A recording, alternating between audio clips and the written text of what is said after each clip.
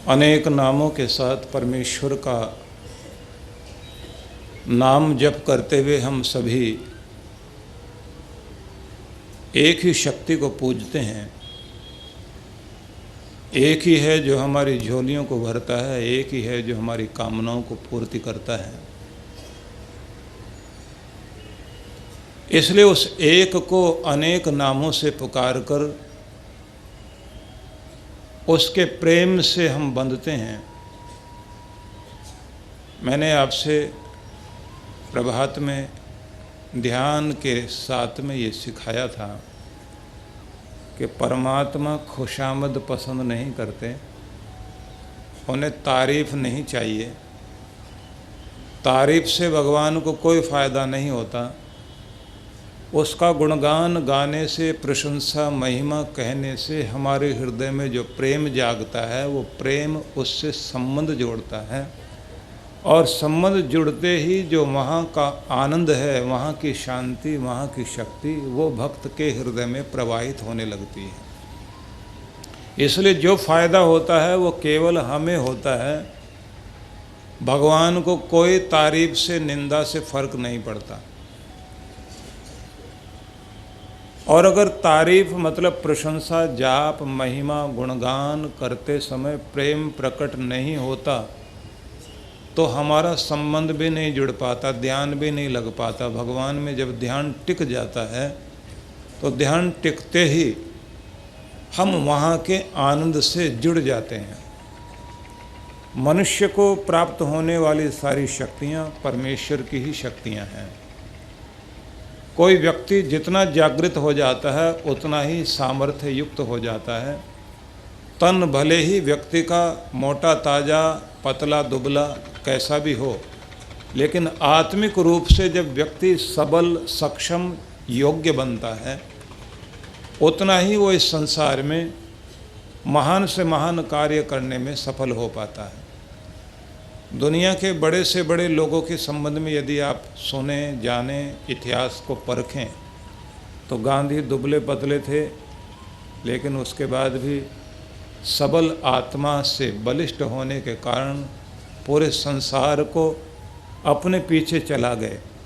France का अधिनायक और France का निर्माता नेपोलियन कद में ज़्यादा ऊंचा नहीं था, बल्कि कुर्सी पर बैठते समय भी अपनी कुर्सी ऊंची रखता था, ऑफिसरों को खड़ा रखता था सामने कि उसका बौनापन ना दिखाई दे, उसके हाइट का छोटाई सामने नज़र ना आए। लेकिन अगर हम देखें तो उस व्यक्ति के अंदर एक अदम्य साहस था। उस साहस के सहारे उसने अपने अंदर एक बड़प्पन पैदा किया। जो व्यक्ति युद्ध के भूमि में अपने टेंट में अपना ऑफिस बनाकर सोता था तो अपनी फाइलें टेबल पर रखकर सभी मोर्चों की तैयारी करके सोता था और अपने आदमी को बोल कर रखता था, जिस मोर्चे पर दिक्कत आ रही हो मुझे जगाने की ज़रूरत नहीं, उसी नंबर की फ़ाइल उठाकर ले जाना, जैसे उसमें लिखा है उस हिसाब से युद्ध लड़ना, जीत जाओगे। इतना बड़ा विश्वास। तो आदमी की जीत हार भी उसके अंदर की शक्तियों और क्षमताओं पर होती है और उन शक्तियों को, क्षमताओं को हम कहीं ना कहीं से खींचते हैं। इसलिए गांधी कहते थे कि मैं प्रार्थना क्यों करता हूँ, क्योंकि अपने अंदर की शक्तियों को जागृत करना चाहता हूँ। और वो तभी जागृत होती हैं जब हम परम शक्ति से जुड़ते हैं। परम शक्ति से जुड़ने का मतलब है कि हम अपनी प्रार्थना में प्रेम की ऊर्जा को उत्पन्न करके इतने ध्यानस्थ हो जाएं कि हम उस दुनिया में खो जाएं जहाँ से शांति आती है, प्रेम आता है, शक्ति आती है, जहाँ से सूझ आती है। दूसरे शब्दों में समझिए, कंसंट्रेशन बनाकर बैठा हुआ एक साइंटिस्ट जब अपने आप को खो देता है, इस दुनिया से संबंध तोड़ लेता है, तब अनायास उसके अंदर कोई घटना घटती है जिसके आधार पर वो कोई रिसर्च कर पाता है। बड़े से बड़े आर्किटेक्ट से लेकर शिल्पकार, उन्हें भी अपने अंदर से ही आकृतियाँ महसूस होती हैं। बीथोवन के संगीत में उसके अंदर बैठा हुआ संगीत ही बाहर प्रकट होता था, जबकि वो व्यक्ति बहरा हो गया था और दुनिया में महान संगीतकार के रूप में प्रसिद्ध हुआ। ये भी आश्चर्यजनक बात है कि जब कोई कवि कविता बनाता है तो पहली पंक्ति उसे अंदर से सूझती है, बाद में दिमाग से तुकबंदी करता है। संगीतकार को ट्यून पहले जो आती है जब बहुत मूड में बैठा हुआ होता है और अपने आप को खो देता है, अपने आप को ट्यून अंदर आती, फिर उसे गुनगुनाता है, गुनगुनाते गुनगुनाते एक तर्ज बनती है, बाद में उसका आरोह अवरोह और फिर अंतरे को जोड़ता है। तो वो जो ओस की बूंद की तरह हमारे अंदर चीज़ें उतरती हैं। कब? जब हम अपने आप को भुला बैठते हैं। नई नई सूझ आती है बिजनेस में लोगों को, जब वो अपने काम में इतने रम जाते हैं कि उन्हें अपने काम में बहुत रस आने लग जाता है। सीधा सा मतलब है कि जब आप एक एकाग्रता बनाकर अपने को खो देते हैं, उस समय वो परमात्मा आपकी तीव्र इच्छा शक्ति के अनुसार जो कुछ आप चाह रहे हैं उसकी बूंद बरसाता है और वहीं से आपकी प्रगति होती है। ये नियम है संसार का, और ये कहीं भी हो सकता है, नहाते धोते काम करते हुए कहीं पर भी। आर्किमिडीज ने अपना आविष्कार किया, बाथरूम के टब में लेटे लेटे अपना मन टिकाए हुए एकदम जैसे छलांग लगाई पानी में, ऐसे कूद के टब में आए, और उसके बाद जो पानी को बाहर गिरते हुए एकदम बाहर उछाल आया, तो वेट का हिसाब किताब लगाकर उन्हें एक सिद्धांत समझ आया।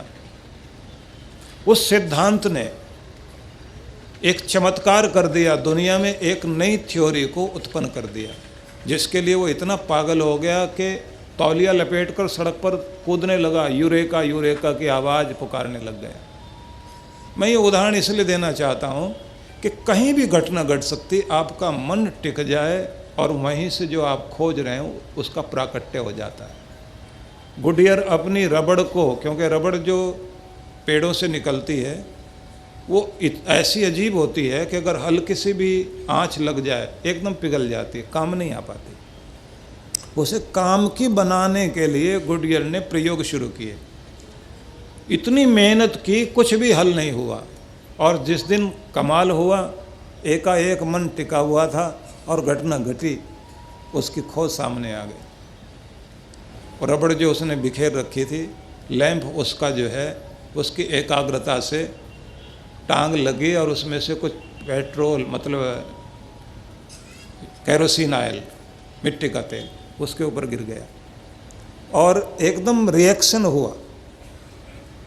अब उसकी हड़बड़ाहट से जैसे ही उसने ध्यान से देखा कि इसमें कुछ परिवर्तन आ रहा है,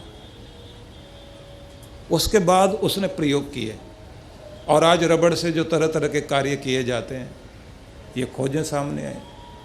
पूरी दुनिया भर के इतिहास को आप देखिए, आदमी को ये चीज़ें कहाँ से आती हैं। एफिल टावर की खोज जिस व्यक्ति ने उस चीज़ को बनाया, उसके मस्तिष्क में कैसे वो चीज़ आई।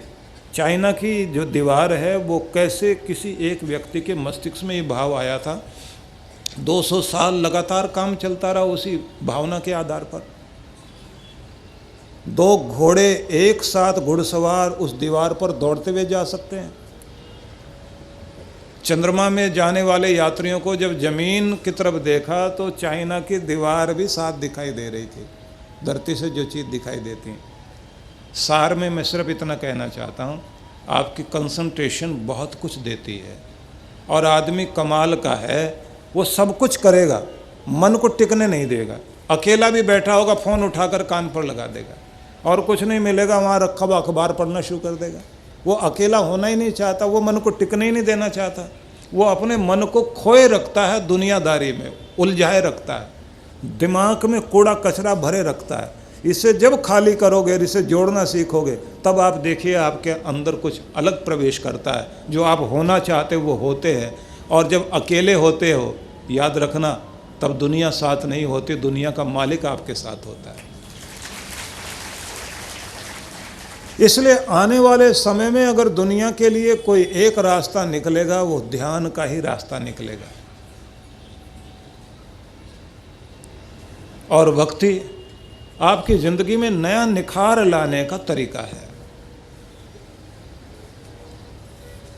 ये हम लोगों को लोग ये समझ लेते हैं कि हम लोग वो जो तबला वबला बजाते हैं कि ये लोग जो है ना वो मंजीरा तबला पार्टी है, क्या करते हैं हरे राम हरे कृष्ण कर लिया चले गए। ये नहीं समझते कि हाँ, जब बाहर वाले लोग हमारी चीज़ों के ऊपर स्टैंप लगा कर कहते हैं कि आने वाले समय में यही चीज़ें इंसान को शक्ति दे सकें, तब उनको समझ में आता नहीं, हाँ ये भी कुछ है। दुनिया घूमकर वहाँ आ रही है। इसलिए अपने अंदर निखार लाने के लिए 2 घड़ी एकांत में अपने आसन पर बैठना शुरू करो। अपने को जानना, अपने को खोजना, और कोशिश करो कि जो फालतूपन है वो छील कर बाहर फेंक दिया जाए और जो कीमती है उसे सुरक्षित किया जाए और निखारा जाए। ऐसा कहा गया है हमारे पवित्र ग्रंथ में, शृण्वन्तो न शृण्वन्ति, जानन्तोपि न जानते, पश्यन्तोपि न पश्यन्ति, ज्ञान चक्षुषा। वह परमेश्वर जो अपना अनहद नाद, अपना मधुर संगीत लगातार इस पूरी सृष्टि में गुंजायमान किए हुए है, उस रहस्य को, उसकी कृपाओं को हम लोग सुनते हुए भी नहीं सुन पा रहे हैं। संसार में कुछ रहस्य आपके लिए खोले जा रहे हैं, कुछ आवाज़ें हैं जो आपको पुकार रही हैं, हम सुनते हुए भी नहीं सुन रहे हैं। कुछ चीज़ें हम जानते हैं, जानते हुए भी नहीं जानने की कोशिश कर रहे हैं। कुछ चीज़ें हम देख रहे हैं लेकिन देखते हुए भी नहीं देखने की स्थिति में हैं।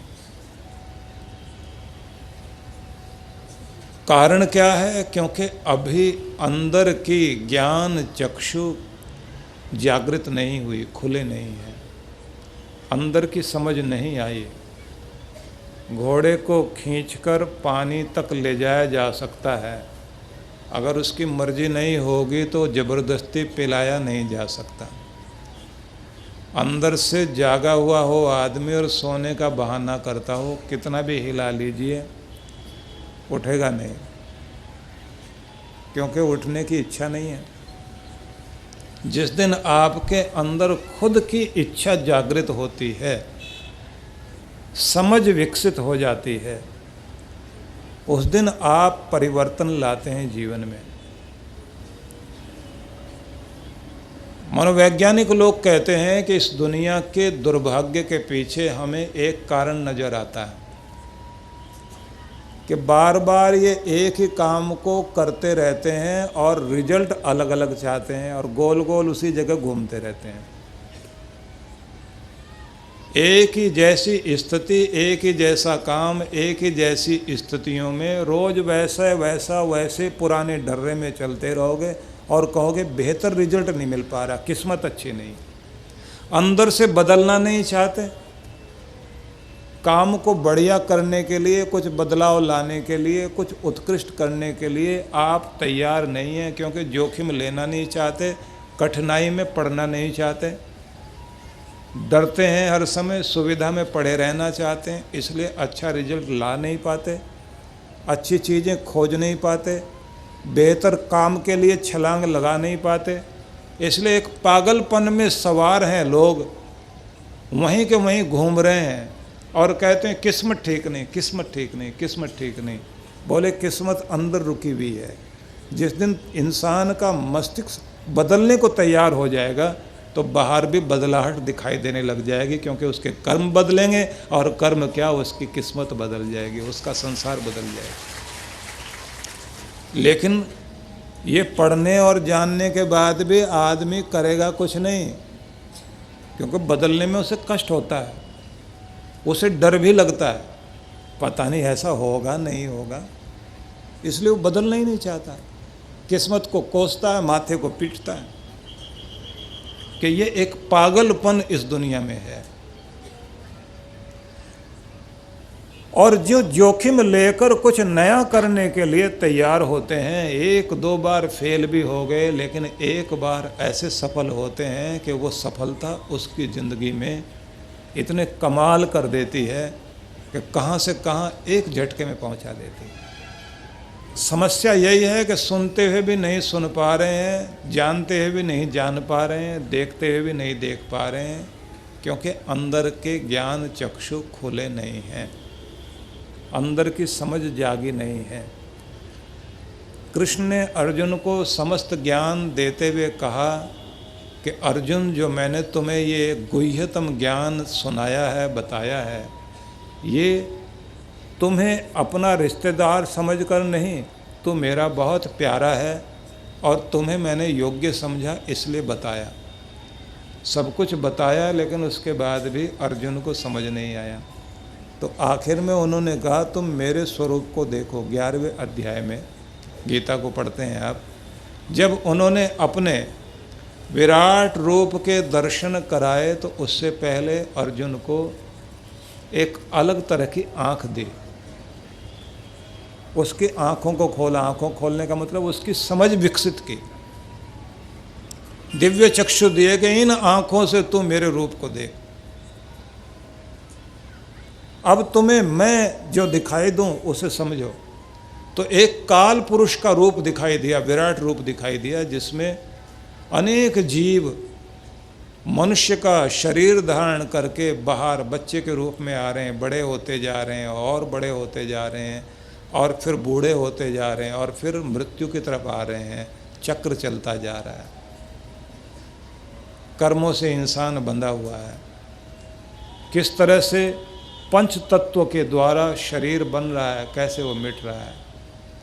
अब इतना सब कुछ देखने के बाद अर्जुन ने कहा कि अब मैं आपको समझ पाया हूँ, अभी तक मैं सामान्य मनुष्य की तरह व्यवहार कर रहा था।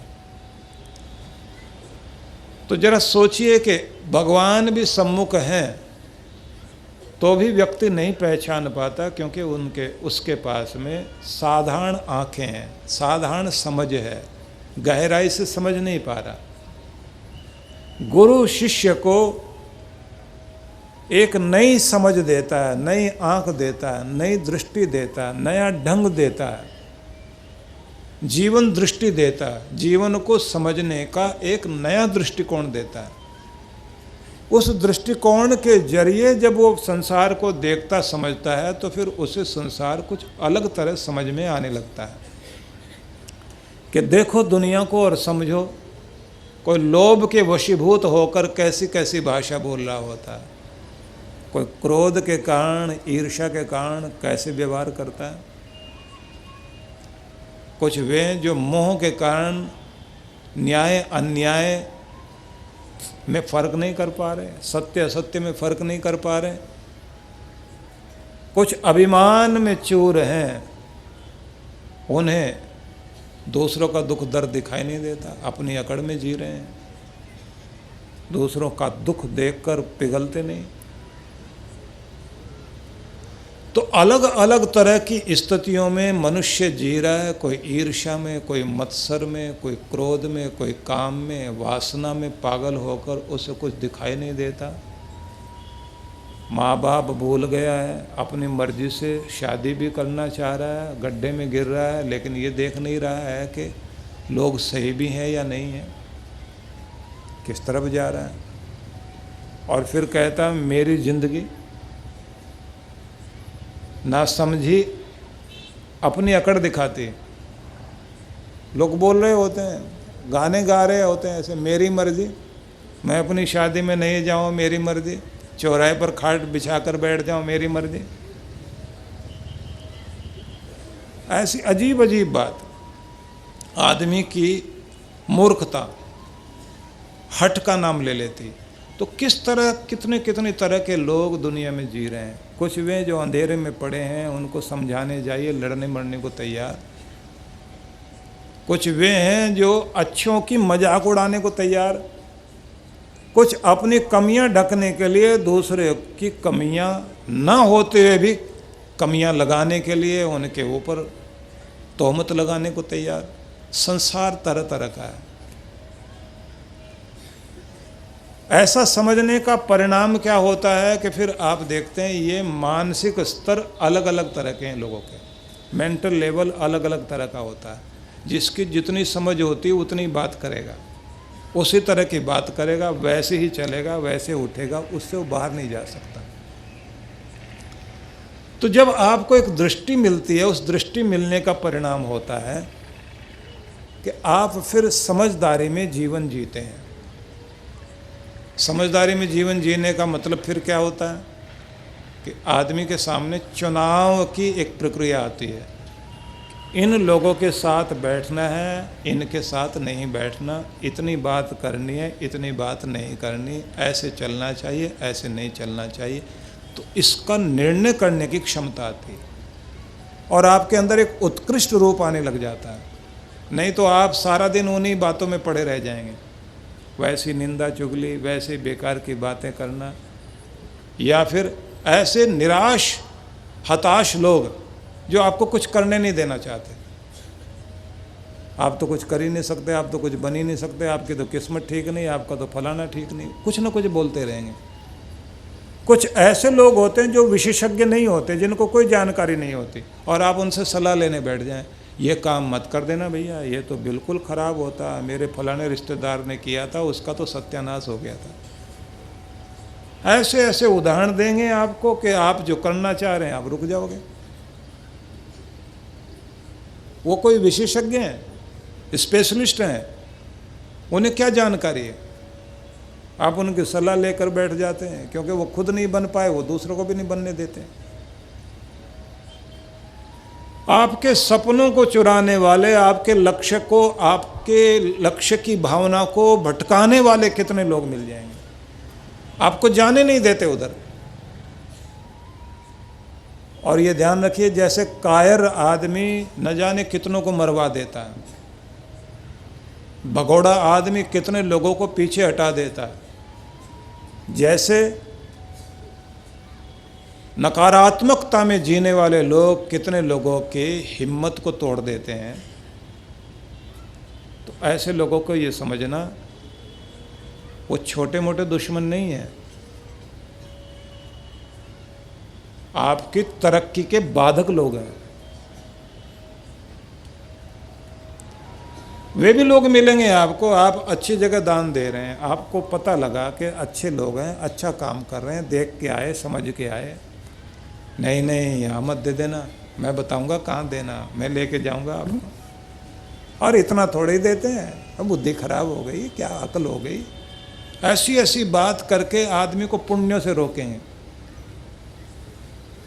कुछ वे भी हैं जो आपकी बुद्धि को मोड़ कर उधर लेके जाते हैं, कैसीनो में, रेस कोर्स मैदान में, जुआ घर में, तरह तरह के क्लबों में, अपने से पैसा लगा करके, दिमाग खराब करके व्यक्ति को मोड़ देते हैं। ये संसार है, आप जैसे लोगों के बीच में रहते हैं। एक सिद्धांत माना जाता है स्पंज लॉ। ये स्पंज होता है ना, वो सामने पड़ी हुई चीज को अपनी तरफ सोख लेता है। पानी है, कुछ भी है, उस चीज को अपनी तरफ सोख लेगा। पहले स्याही होती थी ना, स्याही चूस भी होता था, एक पेन वैसे होते थे, उससे लिखते थे, ब्लोटिंग पेपर होते थे, उसको लगाते थे तो वो सोख लेता था उसको। वो कहते हैं आदमी ऐसा है, जो वातावरण उसको मिलता है उसे सोखता है, अपनी तरफ खींचता है। और सिर्फ अपनी तरफ खींच ले इतना ही नहीं, वैसा ढल जाता है, वैसा हो जाता है। आप जो बन गए हैं किसके कारण? आप ढूंढिए, आपके दोस्त कौन है, आपके विचार शक्ति क्या है, आप कैसे लोगों में बैठते हैं, आप क्या सोचते हैं, बस आप हो गए वैसे। अच्छा भला बेटा पढ़ लिख कर आया, सब कुछ ठीक है, दोस्त गलत मिल गए, उनके साथ बैठने लग गया, ऐसी चीज़ें सिखा दी उन्होंने। सारे घर के लोग समझा रहे, वो मानता ही नहीं। इकलौता बेटा हाथ से गया। समझ कब आती है? 5-7 साल बीतने के बाद फिर इतना डिप्रेस हो जाएगा, फिर घर के लोग समझाने लग जाएंगे, नहीं नहीं बेटा ऐसे नहीं घबराया करते होंगे। उनको घबराहट हो रही, कोई कुछ कर ना ले, गया हाथ से। तो वातावरण बहुत बड़ा काम करता है। इसलिए निवेदन करना चाहता हूं, दृष्टि आपकी अगर ऊंची है, एक नई आंख आपको, नया दृष्टिकोण, एक जीवन दृष्टि आपको मिले, उससे आपको देखना आ जाता है। क्या सुनना चाहिए वो सुनने लग जाओगे, जो देखना चाहिए वो देखोगे, जो समझना चाहिए वो समझने लग जाओगे, और जो नहीं समझना चाहिए आप उस बेकार की चीज़ पर नहीं जाओगे, उधर ध्यान नहीं दोगे। आप कहेंगे इससे मेरा भला होने वाला नहीं। अपने देश में स्वाद वाली चीज़ों को खाने पर बहुत ध्यान दिया जाता है। बाहर वाले लोग स्वाद को कम ध्यान देते हैं, सेहत को पहले ध्यान देते हैं। हम लोगों के यहाँ चटपटी तरह तरह की चीज़ें, इतनी तरह की चीज़ें, और बहुत लोग तो बकरी की तरह सारा दिन मुंह चलाते रहते हैं। और हमारे यहाँ जो है खातिरदारी का मतलब भी यही है, कोई आदमी चला जाए उसको ये भी खाइए, ये भी खाइए, ये भी खाइए। आदमी कहेगा बीमार हो जाएंगे, नहीं नहीं टैबलेट दे देंगे ना आपको, आप बीमार हो देंगे दवाई। भाई ये क्या आदर सत्कार हुआ? प्यार अपनी जगह है, ठीक है। आतिथ्य अपने देश में एक बहुत महत्वपूर्ण पक्ष रहा है, और हिंदुस्तान की पहचान है आतिथ्य। ये आदर देना, बैठा के खाना, खिलाना। अब जो ये टेबलों पर सजा दिया जाता है, बुफे सिस्टम जो होता है, कबड्डी वाला खेल, अपना अपना डोंगा लेकर जा रहे हैं। कुछ लोग तो लाइनों में लगे रहते हैं, क्यू में। Kindly wait, you are in the queue, लगे रहो लाइन में। किसी के ऊपर कोई चीज़ गिर रही है, वो जो बैठ के खिलाने वाली बात थी वो बहुत महत्वपूर्ण थी। लेकिन मैं जो आपको समझाना चाहता हूँ, सेहत और स्वाद दोनों में से एक चुनाव। आलस्य और आराम को चुन लीजिए या सेहत को। आलस्य का परित्याग करके अगर सुबह सुबह सैर करने जाने लग जाएं, नियम बना लें, तो कुछ तो छोड़ना ही पड़ेगा। तो निरर्थक को छोड़ने वाले बन जाएं और कीमती को संभालने वाले बन जाए, तो जिंदगी में निखार इससे आता है, इससे कल्याण होता है। और ये दृष्टि अपनानी पड़ेगी। कुछ खोना, कुछ पाना। पाना है सेहत को, खोना है आलस्य को, लापरवाही को, बेकार के स्वाद के चक्कर को, चटोरेपन को खोना होगा, और अच्छे स्वास्थ्य को प्राप्त करना होगा। अच्छी नींद और संतुलित मस्तिष्क के लिए समय पर सोने की आदत बनानी होगी, और मस्तिष्क को बोझिल करने से बचना होगा।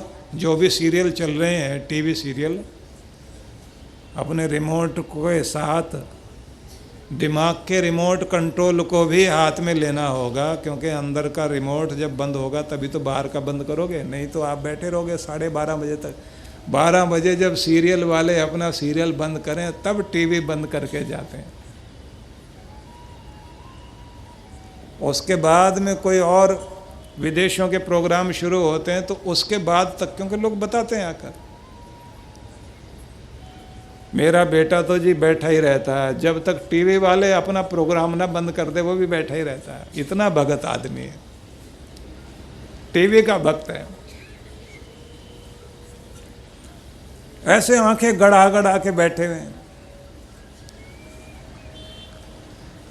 आदत भी पड़ जाती है बाद में, क्योंकि दिमाग में जो समस्याएं चल रही होती हैं, आदमी उनको भुलाने के लिए टीवी के आगे बैठा रहता है।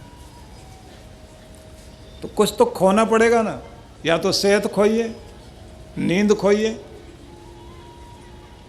अपना चैन खो दीजिए, या फिर जो ये लापरवाही कर रहे हैं इनमें से कुछ खोइए।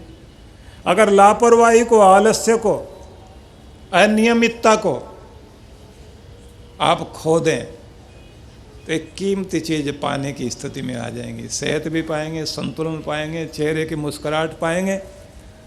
और सच बात तो ये है, एक नई जिंदगी पाने के लिए अपने अंदर के कूड़े करकट को फेंकना सीख जाइए, आपकी जिंदगी निखरनी शुरू हो जाएगी।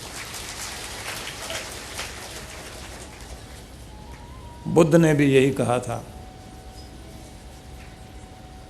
कि पांव वालों, पांव होते हुए चलो जिस राह के लिए तुम आए हो। आंख वालों, देखो लक्ष्य को जिसे देखने के लिए आंखें दी गई। कान वालों, सुनो उस आवाज को जो तुम्हें तुम्हारे लक्ष्य की तरफ लेकर जाए। समझ वालों, समझ लो उसको जिसे समझने के लिए दुनिया में आए हो, नहीं तो वक्त हाथ से निकलता जाएगा। तुम कहाँ समझने को तैयार हैं? सभी समझदार होने के बाद भी नासमझी की जिंदगी जी रहे हैं। तो इसलिए कुछ निवेदन है सभी से, आपके अंदर एक चुंबकीय शक्ति है जो बुरी चीजों को भी खींच सकती है, अच्छी चीजों को भी। तो आप चुंबकीय आकर्षण अपने अंदर पैदा कीजिए जो शुभ को आपकी ओर आकृष्ट कर सके।